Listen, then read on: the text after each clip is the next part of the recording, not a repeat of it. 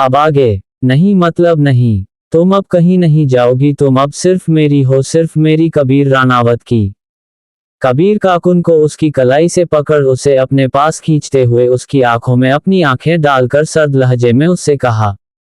कबीर काकुन को उसके कमर से पकड़े हुए खड़ा था, वह एक तक उसके सुंदर चेहरे को देखे जा रहा था। काकुन जो कि कबीर की बातें सुन हैरानी से उसे देख रही थी और अब कबीर की बातें सोचकर उसकी आंखें थोड़ी नम हो गई और वह अपने नम आंखों से कबीर को ही देखे जा रहे थी। नहीं, ऐसा नहीं हो सकता, शायद मैंने कुछ गलत सुन लिया है। मिस्टर रानावत मुझे क्यों अपने पास रखना चाहेंगे? मैं तो कहीं से भी उनके लायक भी नहीं हूँ, फिर वह मुझे क्यों अपने पास रखना चाहेंगे? क्या मैं फिर से एक बार उनसे पूछूं कि जो मैंने सुना ये सब है या नहीं? काकुन कबीर को देखते हुए अपने मन ही मन ये सब बोल रही थी। तुमने जो कुछ भी अभी सुना है वह सब एक सच है। तुम्हारा कोई बहम नहीं है और ना ही कोई सपना। अब ये बात तुम अपने दिमाग में बिठा लो कि अब से तुम कबीर रानावत की हो। कबीर काकुन की आंखों में देखते हुए अपने कोल्ड वॉइस में उससे कहा। कबीर की वह सब बातें सुनकर काकुन की आंखें अब आंसुओं से भर गई। कबीर को काकुन की खूबसूरत बड़ी बड़ी आंखों में आंसू देखकर ना जाने क्यों उसे अपने दिल में एक चुभन से हुई। ये काकुन को इस तरह से दुखी नहीं देख पा रहा था। फिर कबीर तुरंत काकुन को वही रूम में छोड़कर वहां से बाहर चला गया। कबीर के जाते ही काकुन वही रूम में फर्श पर बैठकर अब फूट फूट कर रोने लगी। क्यों भगवान, क्यों मेरे साथ ही ऐसा क्यों होता है? हर कोई सिर्फ मेरे साथ जबरदस्ती करता है और जिस इंसान को मैंने पहली नजर में ही अपना सब कुछ मान लिया था, आज वह इंसान मुझे मिला भी तो इस रूप में। अभी कुछ देर पहले तो मैं कितनी खुश भी कि मैं अपनी प्रिंस चार्चिक के बाहों में हूँ। मुझे सब कुछ एक सपने जैसा लग रहा था। जब तो आप समझ ही गए होंगे कि काकुन का प्रिंस चार्जिंग कोई और नहीं कबीर रानावत है। पर थोड़ी देर में मेरे सपने, तुम मुझे बताओ कि क्या करना है, मैं सब कुछ करता हूँ, तुम्हें छूने की कोई जरूरत नहीं है। कबीर ने डॉक्टर की तरफ देखकर अपनी सर्द आवाज में कहा।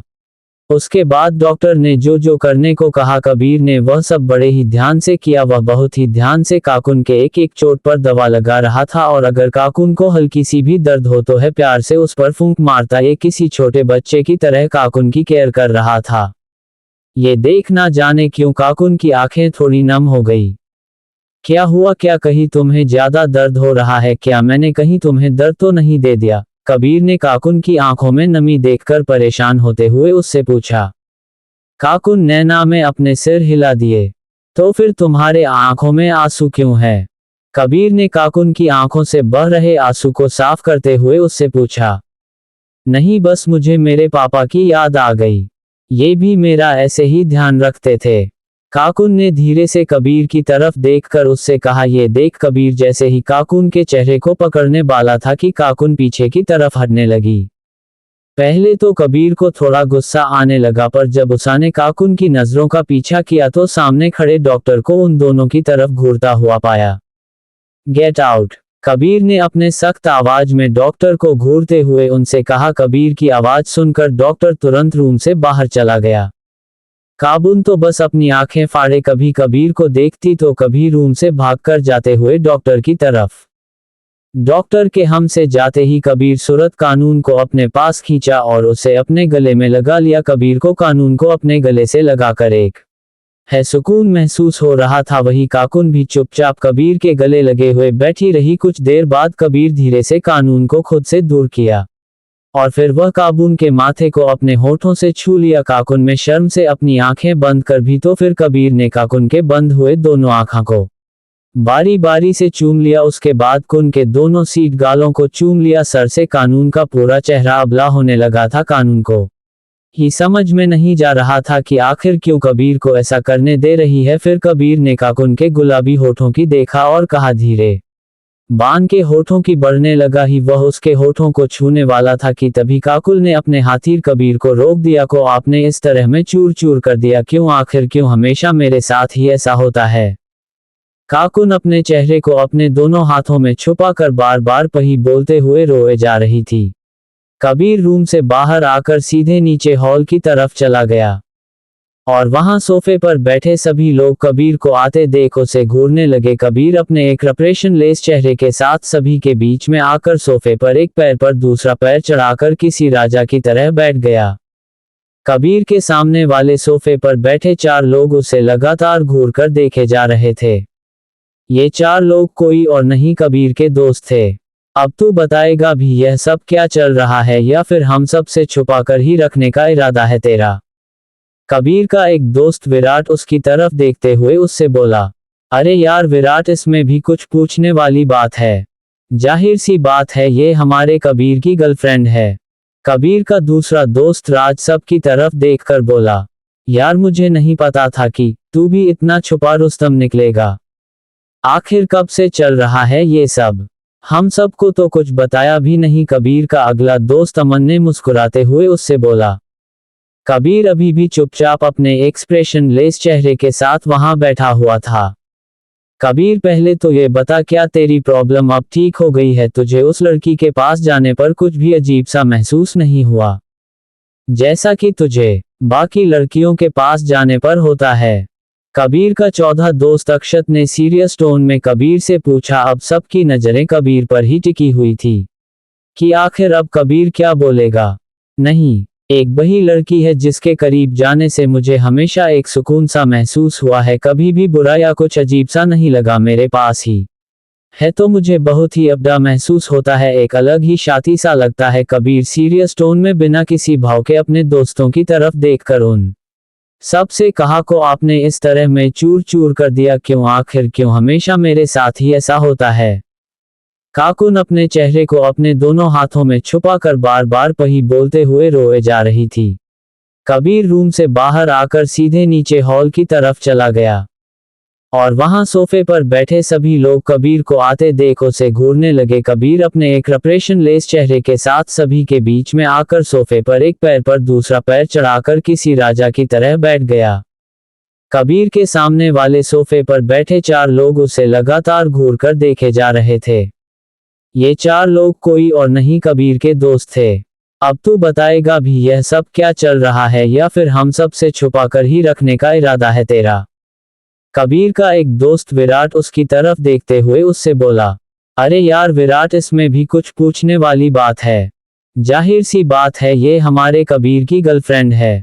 कबीर का दूसरा दोस्त राज सब की तरफ देखकर बोला, यार मुझे नहीं पता था कि तू भी इतना छुपा रुस्तम निकलेगा। आखिर कब से चल रहा है ये सब? हम सबको तो कुछ बताया भी नहीं। कबीर का अगला दोस्त अमन ने मुस्कुराते हुए उससे बोला। कबीर अभी भी चुपचाप अपने एक्सप्रेशन लेस चेहरे के साथ वहां बैठा हुआ था।